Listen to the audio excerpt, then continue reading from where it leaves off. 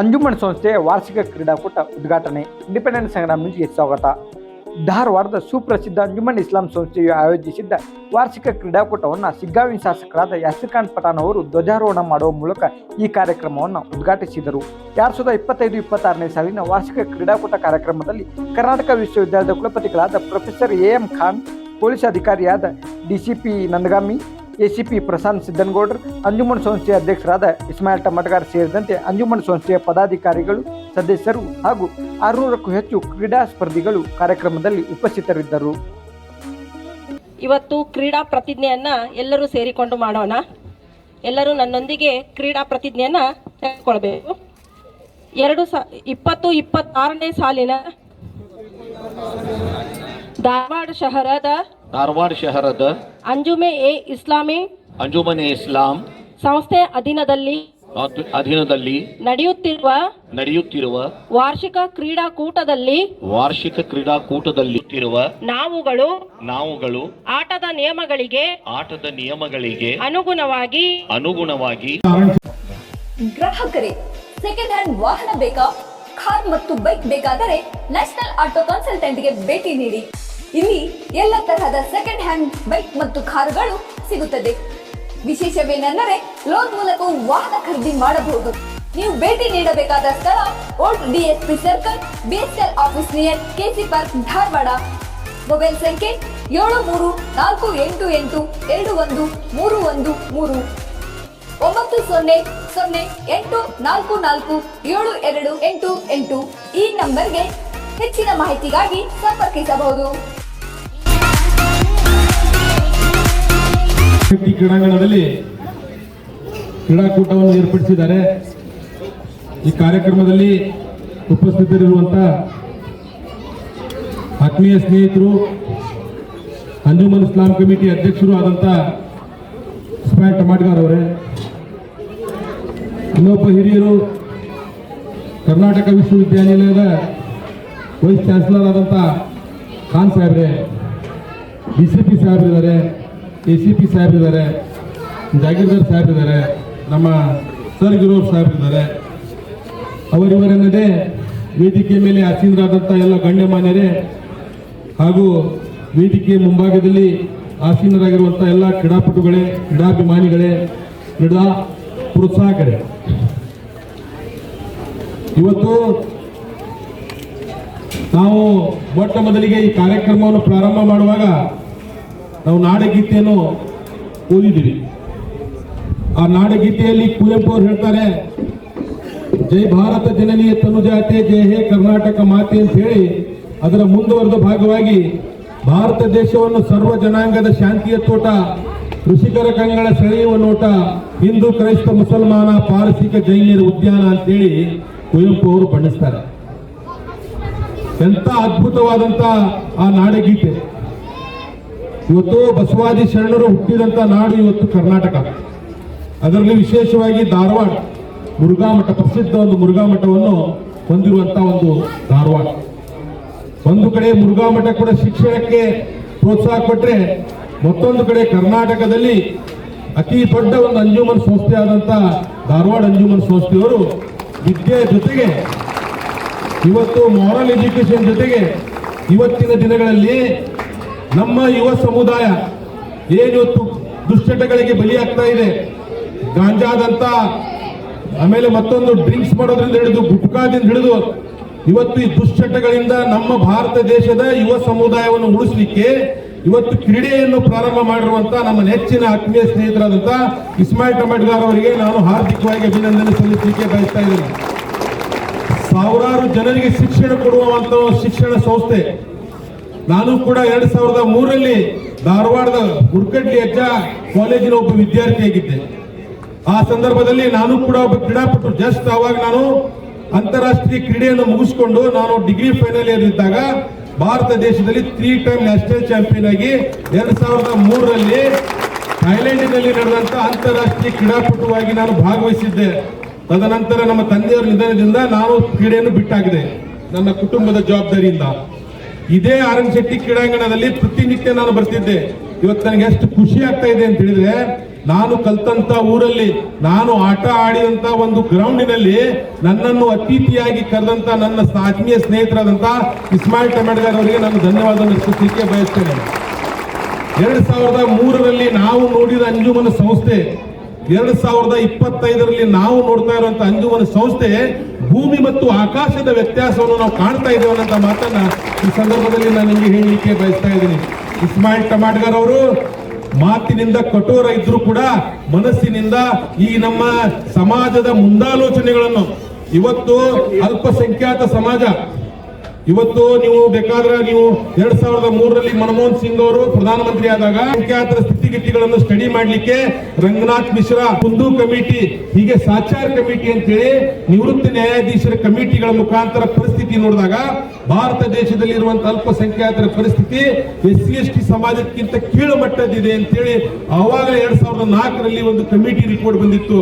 ಆ committee report implement ಆಗಿದೆಯೋ ಗೊತ್ತಿಲ್ಲ, ಬಟ್ ಆ ಕಮಿಟಿ ರಿಪೋರ್ಟ್ ಅನ್ನು ಇವತ್ತು ಧಾರವಾಡ ಅಂಜುಮನ್ ಸಂಸ್ಥೆಯಲ್ಲಿ ಇಂಪ್ಲಿಮೆಂಟ್ ಮಾಡಿ ನಮ್ಮ ಸಂಸ್ಥೆಯಲ್ಲಿ ಎಲ್ಲಾ ಜನರಿಗೂ ಕೂಡ ಇವತ್ತು ವಿದ್ಯೆ ಕೊಡುವ ಮುಖಾಂತರ, ನೈತಿಕ ಶಿಕ್ಷಣ ಕೊಡುವ ಮುಖಾಂತರ ಇವತ್ತು ಸಾವಿರಾರು ಜನರಿಗೆ ಉದ್ಯೋಗ ಕೊಡುವಂತ ಕೆಲಸ ಇವತ್ತು ಅಂಜುಮನ್ ಸಂಸ್ಥೆ ಮಾಡ್ತಾ ಇದೆ. ನಿಜವಾಗಲೂ ಇದು ಅಭಿನಂದನೆಗೆ ಅರ್ಹರು ಅನ್ನೋಂಥ ಮಾತನ್ನ ಈ ಸಂದರ್ಭದಲ್ಲಿ ನಾನು ಬಹಳ ಅಭಿಮಾನದಿಂದ ಹೇಳಲಿಕ್ಕೆ ಬಯಸ್ತಾ ಇದ್ದೀನಿ. ನಾನು ನನ್ನ ವಿದ್ಯಾರ್ಥಿ ಮಿತ್ರರಲ್ಲಿ ಮನವಿ ಮಾಡ್ತೇನೆ, ಯುವ ಮಿತ್ರರಲ್ಲಿ ಮನವಿ ಮಾಡ್ತೇನೆ. ಭಾರತ ದೇಶದಲ್ಲಿ ಇವತ್ತು 45%, 140 ಕೋಟಿ ಜನಸಂಖ್ಯೆಯಲ್ಲಿ ಸುಮಾರು 65 ಕೋಟಿ ಜನಸಂಖ್ಯೆ ಇವತ್ತು ಯುವ ಸಮುದಾಯ ಇದೆ.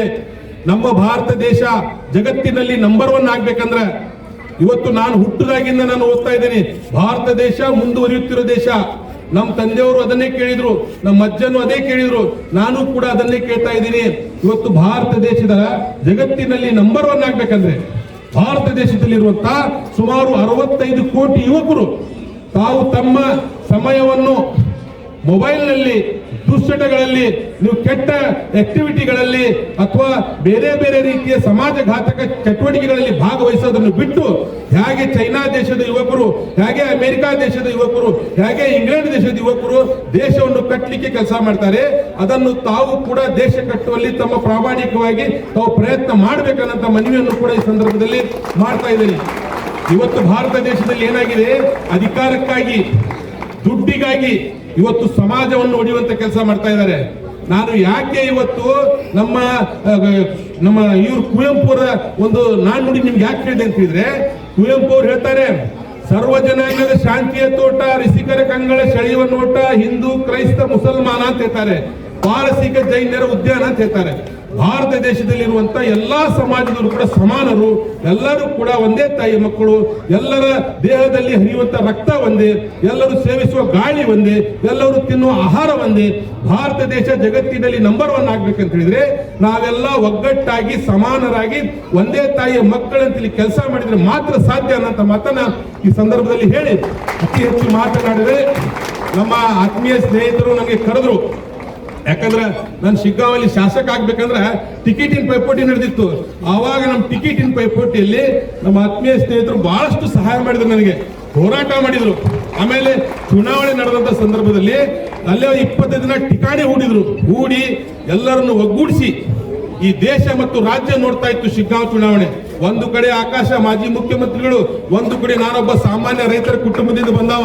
ಅಂತ ಒಂದು ಚುನಾವಣೆಯಲ್ಲಿ 1,01,000 ವೋಟ್ ಹಾಕಿ ನನಗೆ ನನ್ನ ಶಿಗ್ಗಾಂವ್ ವಿಧಾನಸಭಾ ಕ್ಷೇತ್ರದ ಜನ ಗೆಲ್ಲಿಸಿದ್ದಾರೆ. ಅಂತಹ ಸಂದರ್ಭದಲ್ಲಿ ಇವರೆಲ್ಲ ಕೂಡಿ ಬಂದು ನಮ್ಮ ವಿಧಾನಸಭಾ ಕ್ಷೇತ್ರದ ಜನರ ಮನವನ್ನು ಒಲಿಸುವಲ್ಲಿ ಪ್ರಾಮಾಣಿಕ ಪ್ರಯತ್ನ ಮಾಡಿದ್ರು. ಆದ್ದರಿಂದ ಇವರ ಒಂದು ಅಪೇಕ್ಷೆಯ ಮೇಲೆ ನಾನು ಇಲ್ಲಿ ಬಂದಿದ್ದೇನೆ. ನನ್ನ ಇನ್ನೊಂದು ಕಾರ್ಯಕ್ರಮ ನಮ್ಮ ಹಾವೇರಿಯಲ್ಲಿ ಇವತ್ತು ಮನ್ರೇಗಾ ಕಾರ್ಯಕ್ರಮದ ಏನು ಕೇಂದ್ರ ಸರ್ಕಾರದ ವಿರುದ್ಧ ಸ್ಟ್ರೈಕ್ ಇದೆ, ಅದಕ್ಕೆ ನಾನು ಹೋಗಬೇಕಾಗಿದೆ. ಆದ್ದರಿಂದ ಬಹಳ ಅದ್ಭುತವಾದಂತಹ ಕಾರ್ಯಕ್ರಮವನ್ನು ಮಾಡ್ತಾ ಇದ್ದಾರೆ. ಇವತ್ತು ಅಂಜುಮನ್ ಇಸ್ಲಾಂ ಸಂಸ್ಥೆಯ ಸಂದೇಶ ಏನಂತ ಹೇಳಿದ್ರೆ, ಭಾರತ ಬಲಿಷ್ಠ ಆಗಬೇಕಂದ್ರೆ ಭಾರತ ದೇಶದಲ್ಲಿರುವಂತ 65 ಕೋಟಿ ಯುವಕರು ಬಲಿಷ್ಠರಾಗಬೇಕು. ಭಾರತದಲ್ಲಿರುವಂತಹ 65 ಕೋಟಿ ಯುವಕರು ಬಲಿಷ್ಠರಾಗಬೇಕಂದ್ರೆ ನೀವು ಮಾನಸಿಕವಾಗಿ ಸದೃಢರಾಗಬೇಕಂತ ಹೇಳಿದ್ರೆ, ನೀವು ದುಶ್ಚಟಗಳಿಂದ ಉಳಿಯಬೇಕಾದ್ರೆ ನೀವೆಲ್ಲರೂ ಕೂಡ ಕ್ರೀಡೆಯನ್ನು ಅಳವಡಿಸಿಕೋಬೇಕನ್ನಂತ ಸಂದೇಶವನ್ನು ಇವತ್ತು ಅಂಜುಮನ್ ಇಸ್ಲಾಂ ಸಂಸ್ಥೆ ಕೊಡ್ತಾ ಇದೆ. ನಾನು ಅಂಜುಮನ್ ಸಂಸ್ಥೆ ಅಧ್ಯಕ್ಷರಿಗೆ ಒಂದು ಮನವಿ ಮಾಡ್ತೀನಿ, ನೀವು ಯಾವ ತರ ಇವತ್ತು ಶಿಕ್ಷಣಕ್ಕಾಗಿ ಒಂದು ಒಳ್ಳೆ ಯೂನಿವರ್ಸಿಟಿ ಕಟ್ತಾ ಇದ್ರಿ, ಅದೇ ರೀತಿ ಅಂಜುಮನ್ ಇಸ್ಲಾಮಿನ ಒಂದು ಸ್ಪೋರ್ಟ್ಸ್ ಕ್ಲಬ್ ಅನ್ನು ನೀವು ಪ್ರಾರಂಭ ಮಾಡಬೇಕು ಅನ್ನೋಂತ ಮನವಿಯನ್ನು ಮಾಡಿ ನಮ್ಗೆಲ್ಲರೂ ವಂದಿಸಿ ಮತ್ತೊಮ್ಮೆ ಅಂಜುಮನ ಸಂಸ್ಥೆ ಅಧ್ಯಕ್ಷರು, ಉಪಾಧ್ಯಕ್ಷರು, ಎಲ್ಲ ಪದಾಧಿಕಾರಿಗಳಿಗೆ, ವೇದಿಕೆ ಮೇಲೆ ಆಸೀನರಾದಂಥ ಎಲ್ಲ ಗಣ್ಯಮಾನ್ಯರಿಗೆ, ಕ್ರೀಡಾಪಟುಗಳಿಗೆ ಧನ್ಯವಾದವನ್ನು ಅರ್ಪಿಸಿ ನನ್ನ 4 ಮಾತು ಮುಗಿಸ್ತೇನೆ. ಜೈ ಹಿಂದ್, ಜೈ ಕನ್ನಡ. ಅಂಜುಮನ್ ಇಸ್ಲಾಂ ಸಂಸ್ಥೆ ಅಧ್ಯಕ್ಷರಾದ ಜನಾಬ್ ಇಸ್ಮಾಯಿಲ್ ಅಹಮದ್ ಅವರೇ,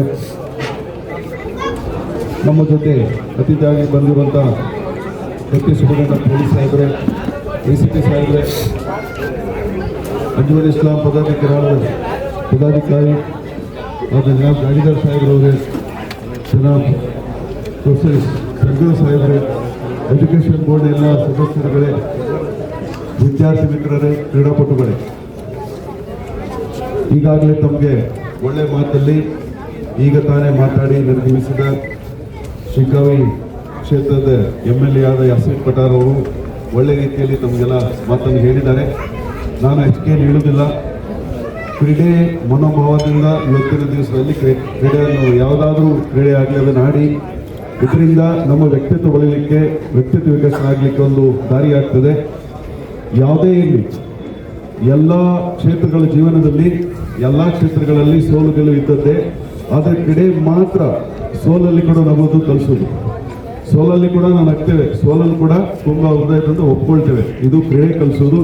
ಇದರಿಂದ ನಾವು ಜೀವನದಲ್ಲಿ ನಾವು ಪಾಠ ಕಲಿಬೇಕಾಗ್ತದೆ ಅಂತ ಕ್ರೀಡೆ ನಮ್ಮಲ್ಲಿ ಹಮ್ಮಿಕೊಂಡಿದ್ದಾರೆ. ವಿಶೇಷವಾಗಿ ಹೇಳುವುದೇನಂತ ಹೇಳಿದ್ರೆ, ಎಲ್ಲ ವಿದ್ಯಾಲಯಗಳಲ್ಲಿ, ಎಲ್ಲ ಕಾಲೇಜುಗಳಲ್ಲಿ ನಮ್ಮ ಸಬ್ಜೆಕ್ಟ್ ಏನು ಕಲಿಸ್ತೇವೆ, ವಿಷಯಗಳಲ್ಲಿ ಏನು ಅದರ ಜೊತೆಗೆ ಹ್ಯೂಮನ್ ವ್ಯಾಲ್ಯೂಸ್ ಕಲಿಸ್ತಾರೆ, ಮಾರಲ್ ಸೈನ್ಸ್ ಕಲಿಸ್ತಾರೆ ಎಲ್ಲ. ಅದರ ಜೊತೆಗೆ ಕ್ರೀಡಾಕೂಟ ಒಂದು ಪ್ರತಿ ವರ್ಷ ಕಳೆದ ವರ್ಷದಿಂದ ಸ್ಟಾರ್ಟ್ ಮಾಡಿ ಕ್ರೀಡಾಕೂಟ ಒಂದು ಅದರ ಭಾಗ ಆಗಬೇಕು, ಅದರಿಂದ ಜನರೆಲ್ಲ ವ್ಯಕ್ತಿತ್ವ ಬೆಳಿಬೇಕು ಅಂತ ಒಂದು ಒಳ್ಳೆ ಉದ್ದೇಶ ಇಟ್ಕೊಂಡು ಇಸ್ಮಾಯಿಲ್ ಅಹಮದ್ ಅವರು ಕ್ರೀಡೆ ಒಂದು ಸ್ಟಾರ್ಟ್ ಮಾಡಿದ್ದಾರೆ ಲಾಸ್ಟ್ ಇಯರಿಂದ. ಕ್ರೀಡಾ ಅಂಜುಮನ್ ಸ್ಪೋರ್ಟ್ಸ್ ಅಂತ ಹೇಳಿ ಅದು ಒಳ್ಳೆಯ ಡೆವಲಪ್ಮೆಂಟ್. ಅದು ನಮ್ಮ ಯುವಕರಿಗೆ ಬೇಕಾಗಿರುವುದು ಒಳ್ಳೆಯ ಕ್ರೀಡೆ ಆಡಿ ಒಳ್ಳೆ ಯುವಜನತೆಯಾಗಿ ನಮ್ಮ ರಾಜ್ಯಕ್ಕೆ, ನಮ್ಮ ರಾಷ್ಟ್ರಕ್ಕೆ ಒಳ್ಳೆ ಸಿಟಿಸನ್ಸ್ ಆಗಬೇಕು ಅಂತ ಒಂದು ಮನೋಭಾವದಿಂದ ಈ ಅಂಜುಮನ್ ಇಸ್ಲಾಂ ಸಂಸ್ಥೆಯಿಂದ ಹಮ್ಮಿಕೊಂಡಂಥ ಈ ವಾರ್ಷಿಕ ಕ್ರೀಡಾಕೂಟಕ್ಕೆ ಬಂದಂಥ ತಮಗೆಲ್ಲರಿಗೂ ಮತ್ತು ವೇದಿಕೆ ಮೇಲಿರುವ ಅಧ್ಯಕ್ಷರು ಮತ್ತು ಪ್ಯಾರಾ ಒಲಿಂಪಿಕ್ಸ್ ಭಾಗವಹಿಸಿದ ಕ್ರೀಡಾಪಟುಗಳಿಗೂ ಮೊದಲನೇದಾಗಿ ನಮಸ್ಕಾರವನ್ನು ಸಲ್ಲಿಸ್ತೇನೆ. ಈ ಅಂಜುಮನ್ ಇಸ್ಲಾಂ ಸಂಸ್ಥೆಯಲ್ಲಿ ನಾನು 2010ನೇ ಸಾಲಿನ ಕರ್ನಾಟಕ ಲೋಕಸೇವಾ ಆಯೋಗ ನಡೆಸ್ತಕ್ಕಂಥ ಮುಖ್ಯ ಪರೀಕ್ಷೆಯಲ್ಲಿ 2 ಪರೀಕ್ಷೆಗಳನ್ನು ನಿಮ್ಮ ಸಂಸ್ಥೆಯಲ್ಲಿ ಬರೆದಿದ್ದೀನಿ ಅಂದರೆ ನಾನು ಹೆಮ್ಮೆಯಿಂದ ಹೇಳಾಗ್ತಿದ್ದೀನಿ. ಒಂದು ಜನರಲ್ ಸ್ಟಡಿ ಮತ್ತು ಒಂದು ಜಂಗಿ ಕನ್ನಡ ಪೇಪರನ್ನು ನಿಮ್ಮ ಸಂಸ್ಥೆಯಲ್ಲೇ ಬರೆದಿದ್ದೀನಿ. ನನಗೆ ಹೆಮ್ಮೆ ಅನಿಸುತ್ತೆ. ಜೊತೆಗೆ ನಮ್ಮ ಚಮತ್ಕಾರ ಅವರು ಅವಾಗ ಸಿಕ್ಕಾಗಿ ಹೇಳ್ತೀನಿ, ಏನ್ರಿ ಇನ್ಸ್ಟಿಟ್ಯೂಟನ್ನು ಸ್ಟ್ರಕ್ಚರ್ ಚೇಂಜ್ ಮಾಡಿರ್ತೀರಿ, ಇಷ್ಟು ನೀವು ಎಂಗೇಜಲ್ಲಿ ಈ ಇನ್ಸ್ಟಿಟ್ಯೂಟನ್ನು ಇಷ್ಟು ಡೆವಲಪ್ಮೆಂಟ್ಸ್ ಮಾಡಿಸಿದ್ರಲ್ಲ, ಏನು ಅಂದರೆ ಅವ್ರದ್ದು ಹಸಿವು ಯಾವ ರೀತಿ ಇದೆ ಅಂದರೆ ಈ ಸಂಸ್ಥೆಯನ್ನು ಇನ್ನೂ ಬೆಳೆಸಬೇಕು. ಅವ್ರು ಹೇಳ್ತಿರ್ತಾರೆ, ಇಲ್ಲ ಸರ್ ನಮ್ಮ ಸಂಸ್ಥೆಯಲ್ಲಿ ಅಕ್ಕಪಕ್ಕದ ವಿಲೇಜ್ ಸ್ಟೂಡೆಂಟ್ಸ್ ಭಾಳ ಇಲ್ಲಿ ಓದಲಿಕ್ಕೆ ಬರ್ತಿದ್ದಾರೆ, ನಾವು ಅವ್ರಿಗೆ ಭಾಳ ಒಂದು ಅವಕಾಶ ಕೊಡ್ತಿದ್ದೀವಿ. ಹೌದು ನೋಡಿ, ಈಗ ಆ ಸಂಸ್ಥೆಯನ್ನು ಬೆಳೆಸೋದ್ರ ಜೊತೆಗೆ ಅವರು ಅದರಲ್ಲಿ ಇನ್ವಾಲ್ವ್ಮೆಂಟ್ ಆಗಿ ಹೊಸ ಹೊಸ ಬ್ರಾಂಚಸನ್ನು ತರೋದಿರ್ಬೋದು, ಹೊಸ ಹೊಸ ಕ್ಲಾಸ್ ರೂಮನ್ನು ತರೋದಿರ್ಬೋದು. ಅದು ಮೇನ್ ನೋಡಿದ್ರೆ ಅದೊಂದು ಇನ್ಸ್ಟಿಟ್ಯೂಟನ್ನೇ ಬೇರೆ ರೀತಿಯದು ಒಂದು ಹೊಳಪಿನ ರೀತಿಯಲ್ಲಿ ಕಾಣ್ತಿದೆ. ಇದೇ ರೀತಿ ಮುಂದುವರಿಲಿ. ಮತ್ತು ಇದು ಗೇಮ್ಸ್ ಇರ್ರೆಸ್ಪೆಕ್ಟಿವ್ ಎಲ್ಲರಿಗೂ ಈ ರೀತಿ ಗೇಮ್ಸ್ಗೆ ಮಾಡಲಿಕ್ಕೆ ನಾವು ಸಂಸ್ಥೆ ಅವಕಾಶ ಕೊಟ್ಟಿದೆ. ಸೌಂಡ್ ಮೈಂಡ್ ಏನು ಸೌಂಡ್ ಬಾಡಿ ಅನ್ನೋ ಹಾಗೆ ದುಶ್ಚಟಗಳನ್ನು ಬದಿಗಿಟ್ಟು ನಿಮ್ಮಲ್ಲಿರ್ತಕ್ಕಂಥ ಒಂದು ಕ್ರಿಯೇಟಿವಿಟಿಯನ್ನು ಹೊರಗೆ ಹೇಳಿದ್ರೆ ಭಾಳ ಒಂದು ಈ ಸೊಸೈಟಿಗೆ ಇರ್ಬೋದು, ಈ ಕಂಟ್ರಿಗೆ ಇರ್ಬೋದು, ಸ್ಟೇಟ್ ಎಲ್ಲ ಒಂದು ಕೊಡುಗೆ ಕೊಡ್ಸಂಗೆ ಆಗುತ್ತೆ. ನಿಮ್ಮಲ್ಲಿ ಏನೋ ಒಂದು ಇರುತ್ತೆ, ಅದನ್ನು ಹೊರಗೆ ಹಾಕಬೇಕಾಗತ್ತೆ. ಅದನ್ನು ನಾವು ಹೊರಗೆ ಹಾಕಲಿಕ್ಕೆ ಇದೊಂದು ಒಳ್ಳೆಯ ಅವಕಾಶ. ಅದನ್ನು ನಮ್ಮ ಅಧ್ಯಕ್ಷರು ಮಾಡಿಕೊಟ್ಟಿದ್ದಾರೆ ನಿಮಗೆ. ಅವರಿಗೂ ಕೂಡ ನಿಮ್ಮೆಲ್ಲರಿಗೂ ಪರವಾಗಿ ನಾನು ತುಂಬ ಹೃದಯದಿಂದ ಅಭಿನಂದನೆಗಳನ್ನು ಸಲ್ಲಿಸ್ತೀನಿ. ಜೊತೆಗೆ ನೀವು ಕೂಡ ಈ ಕೊಟ್ಟಂಥ ಅವಕಾಶವನ್ನು ಸೂಕ್ತ ರೀತಿಯಲ್ಲಿ ಉಪಯೋಗಿಸಿಕೊಂಡು ಈ ಗೇಮ್ ಸಕ್ಸಸ್ ಆಗಲಿ ಅಂತೇಳಿ ನಾನು ಒಂದೆರಡು ಮಾಡ್ತೀನಿ. Thank you. ಬರ್ಕಾತು. ಎಲ್ಲರಿಗೆ ನಮಸ್ಕಾರ. ಇವತ್ತು ಅಂಜುಮನ್ಸ್ 2025-26 ಸ್ಪೋರ್ಟ್ಸ್ ಉದ್ಘಾಟನಾ ಸಮಾರಂಭದಲ್ಲಿ ಈ ಕಾರ್ಯಕ್ರಮದ ವೇದಿಕೆ ಮೇಲೆ ಆಸೀನರಾದಂಥ ಕರ್ನಾಟಕ ವಿಶ್ವವಿದ್ಯಾಲಯದ ಕುಲಪತಿಗಳಾದ AM ಖಾನ್ ಅವರೇ, DCP ನಂದಗಾವಿ ಅವರೇ, ACP ಪಾಟೀಲ್ ಅವರೇ, ಅಂಜುಮನ್ ಇಸ್ಲಾಂ ವೈಸ್ ಪ್ರೆಸಿಡೆಂಟ್ ಜಾಗೀರ್ದಾರ್ ಅವರೇ, ಸೆಕ್ರೆಟರಿ ಆದ ಸರ್ಗರ್ ಅವರೇ ಮತ್ತು ಎಲ್ಲ ಅಂಜುಮನ್ ಶಿಕ್ಷಣ ಎಜುಕೇಷನ್ ಬೋರ್ಡ್ ಮೆಂಬರ್ ಸದಸ್ಯರೇ ಮತ್ತು ಹಾಗೂ ಎಲ್ಲ ಅಂಜುಮನ್ MC ಮೆಂಬರ್ಸ್ ಮತ್ತು ಎಲ್ಲ ಕ್ರೀಡಾಪಟುಗಳೇ, ಮುಖ್ಯವಾಗಿ ಹೋದ ವರ್ಷ ನಾವು ಬರೀ ಅಂಜುಮನ್ ಮ್ಯಾನೇಜ್ಮೆಂಟ್ದವ್ರು ಅಷ್ಟೇ ಸ್ಪೋರ್ಟ್ಸ್ ಮಾಡಿದ್ವಿ ಕಾನ್ಸೆಪ್ಟ್. ಹೋದ ವರ್ಷ ನಾವು ಬರೀ ಅಂಜುಮನ್ ಮ್ಯಾನೇಜ್ಮೆಂಟ್ ಮೆಂಬರ್ಸ್ ಸ್ಪೋರ್ಟ್ಸ್ ಮಾಡಿದ್ವಿ. ಇಲ್ಲಿ ಯಾರು ಇಲೆಕ್ಟೆಡ್ ಆಗ್ಯಾರ ಅವರು ಅದಕ್ಕೆ ಭಾಳ ನಮ್ಮದು ವಿರೋಧ. ಎಲ್ಲ ಹುಡುಗರು ನಾವು ನಿಮ್ಗೆ ಎಲೆಕ್ಷನ್ ಮಾಡ್ತೀವಿ, ನಿಮ್ಗೆಲ್ಲ ಕುಂದರ್ಸ್ತೀವಿ, ನೀವು ಅಷ್ಟೇ ನೀವು ಮಾಡ್ಕೊಂಡ್ರೆ ನಮ್ಗೆ ಬಿಟ್ಟು ನೀವು ಮಾಡಿದ್ರಂತ ಭಾಳ ವಿರೋಧ ವ್ಯಕ್ತ ಆಯ್ತು.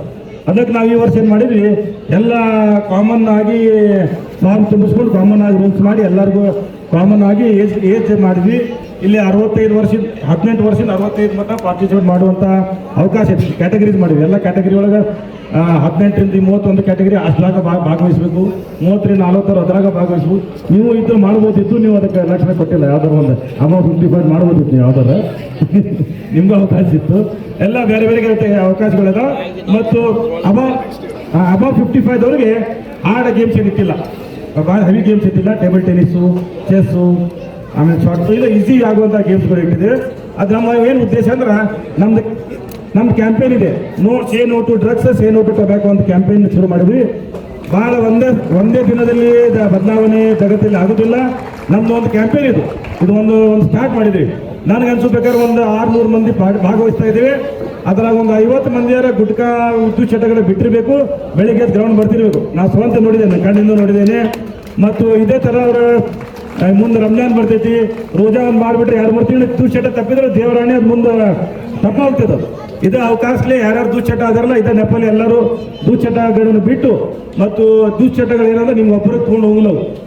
ಅದೇನಾರು ಆದ್ರೆ ನಿಮ್ಮ ಖಾನ್ದಾನಿಗೆ, ನಿಮ್ಮ ಫ್ಯಾಮಿಲಿಗೆ ತೊಂದರೆ ಮಾಡಿ ಔಷಧ ಎಲ್ಲ ಮಾಡಿ ಪೂರ ಫ್ಯಾಮಿಲಿ ತೊಗೊಂಡು ಹೋಗ್ತೈತಿ. ನೀವು ಒಬ್ಬರ ಏನಾಗಲ್ಲ, ಅದೆಲ್ಲ ಫ್ಯಾಮಿಲಿಗೆ ಕೊಳ್ತೈತಿ. ಅದಕ್ಕೆ ದೂಚಟಗಳ ದೂರ ಇಟ್ಟಂತ ಕ್ಯಾಂಪೇನ್ ಮಾಡಿದ್ದೀವಿ. ಮುಂದೆ ಬರೋ ದಿನಗಳಲ್ಲಿ ಇನ್ನೂ ಹೆಚ್ಚಿನ ಪ್ರಮಾಣ ಮಾಡ್ತೀವಿ. ಇದು ನಾವು ಮಾಡೋದ್ರಿಂದ ಅಟ್ಲೀಸ್ಟ್ ಒಂದು 10 ಮಂದಿ ದೂಚಟಗಳ ಬಿಟ್ಟು ಸುಧಾರಿಸಿದ್ರೆ ನಮಗೆ ನೆಮ್ಮದಿ ಆಗ್ತದೆ ನಾನು ಹೇಳಲಿಕ್ಕೆ ಬಯಸ್ತೇನೆ. ಮತ್ತು ಮುಖ್ಯವಾಗಿ ಎಲ್ಲರಿಗೂ ನಾವು ಧನ್ಯವಾದ ಮಾಡ್ಬೇಕಂದ್ರೆ ಇದು ಸಕ್ಸಸ್ ಆಗಾಗ ನಾವು ಓನರ್ಸ್ಗಳು ಮಾಡಿ ಆಕ್ಷನ್ ಮಾಡಿದ್ದೀವಿ. ಒಂದು ಓನರ್ಸಿಗೆ ಮಿನಿಮಮ್ 1.5 ರಿಂದ 2 ಲಕ್ಷ ರೂಪಾಯಿ ಖರ್ಚಿದೆ. ಅವರು ಟೀಮ್ ಮೇಂಟೈನ್ ಮಾಡೋಕ್ಕೆ ಟಿ ಶರ್ಟ್ ಕೊಡಿಸ್ಬೇಕು, ಪ್ಯಾಂಟ್ ಕೊಡಿಸ್ಬೇಕು, ಅವ್ರಿಗೆ ಆಡಿಸ್ಬೇಕು, ಪ್ರಾಕ್ಟೀಸ್ ಮಾಡಿಸ್ಬೇಕು, ಎಲ್ಲ ಮಾಡಬೇಕು. ಅದಕ್ಕೆ ಮುಖ್ಯವಾಗಿ ಎಲ್ಲ ಓನರ್ಸ್ಗಳಿಗೆ ತುಂಬ ಧನ್ಯವಾದಗಳಿದೆ. ಅವ್ರು ಇದ್ದಿಲ್ಲ ಅಂದ್ರೆ ಇದು ಮಾಡೋಕ್ಕೆ ಸಾಧ್ಯ ಇದ್ದಿಲ್ಲ. ಇಲ್ಲ ಅಂಜುಮನಿಂದ ಅಷ್ಟು ಮಾಡೋಕ್ಕೆ ಸಾಧ್ಯ ಆಗ್ತಿದ್ದಿಲ್ಲ, ಮತ್ತು ಬೇರೆ ಆಗ್ತಿದ್ದಿಲ್ಲ. ಅವರು ಓನರ್ ಸಹಾಯ ಮಾಡೋದ್ರಿಂದ ಒಂದು 2 ಲಕ್ಷ ಓನರ್ ಮಾಡೋದ್ರೆ 16 ಲಕ್ಷ ರೂಪಾಯಿ ನಾವು ಖರ್ಚು ಮಾಡ್ದಂಗೆ ಈ ಕಾರ್ಯಕ್ರಮ ಮಾಡೋಕ್ಕೆ. ಆ ಖರ್ಚು ಎದಕ್ಕಂದ್ರೆ ಇದು ನಾವು ಖರ್ಚು ಮಾಡೋದಂದ್ರೆ ನಿಮ್ಮೆಲ್ಲ ಜೀವನ ಸುಧಾರಿಸಿ ದೂಚಟಗಳು ದೂರ ಆಗಲಿ ಅಂತ ಖರ್ಚು ಮಾಡಿದ್ರೆ.